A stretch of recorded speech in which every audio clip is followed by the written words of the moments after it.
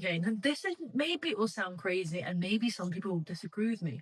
But I believe that this watch is one of the single most important watches made in the last 50 years. Maybe even a longer time than that. Why? Two really key reasons. One, it's the first crown operated perpetual calendar. We'll get into that in a second.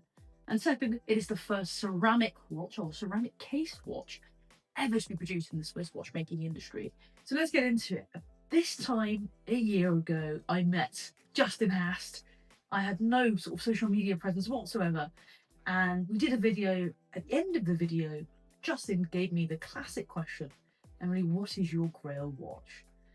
And I thought nothing of it. I said, well, Justin, it's a very rare watch. There's only 20 of them in the world, under 10 known to exist. It's the 3755 in white ceramic. So for a little bit of context, there's 20 of the white made, around 100 of the black, and there's one teal and I believe one pink, both of which are in the IWC museum and were never sold. So it's a rare watch. As far as watches go, it's rare. It's important to the history of IWC, and it's important to the history of general watchmaking.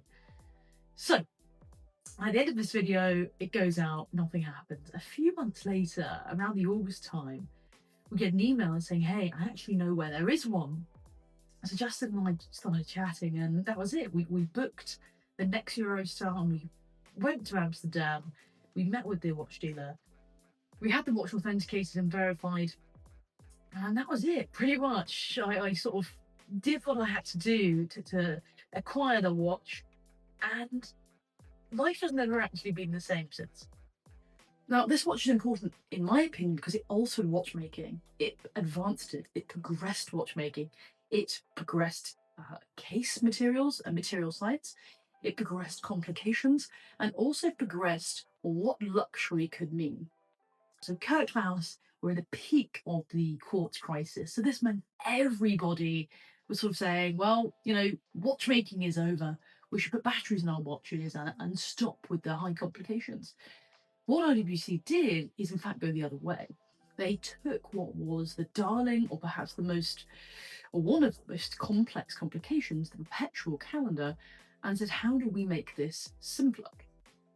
So a little bit of context, you needed a lot of pushers to change different parts of the setup, and it's quite breakable in that if you change things at the wrong time, you can actually break the watch, which is, incurs a lot of servicing fee, but more importantly, what if you don't know where the moon is in the sky that day because you broke your watch? It's a critical issue. It's a critical issue.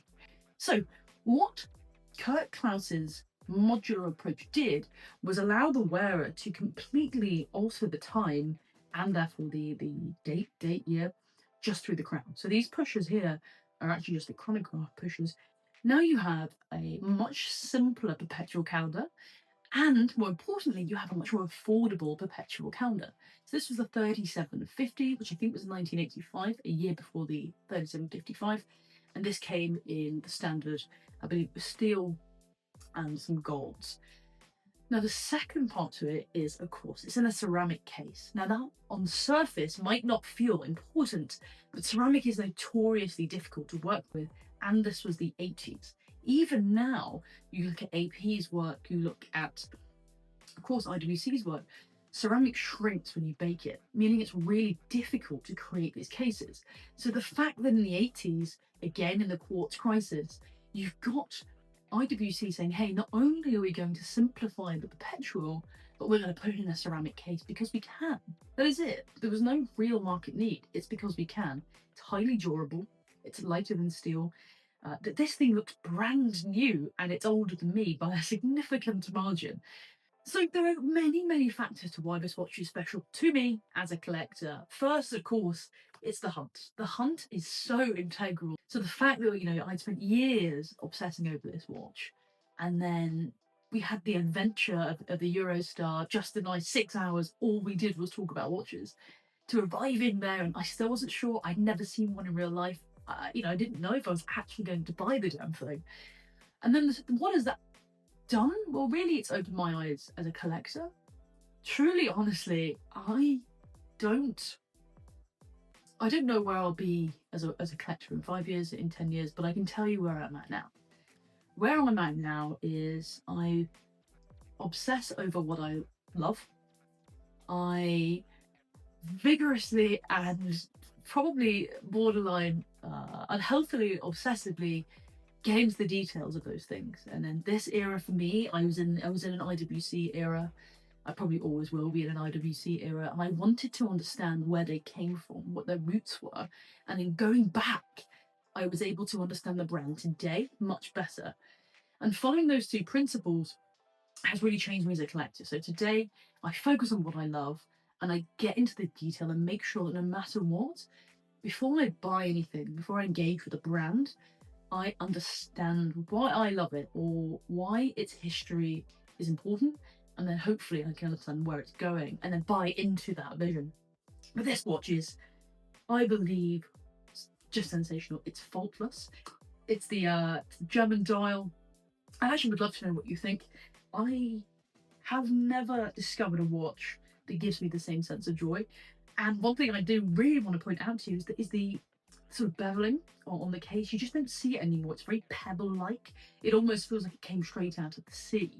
That again is really reminiscent with the type font and the aventurine moon phase, which is just beautiful. You don't see that as much anymore.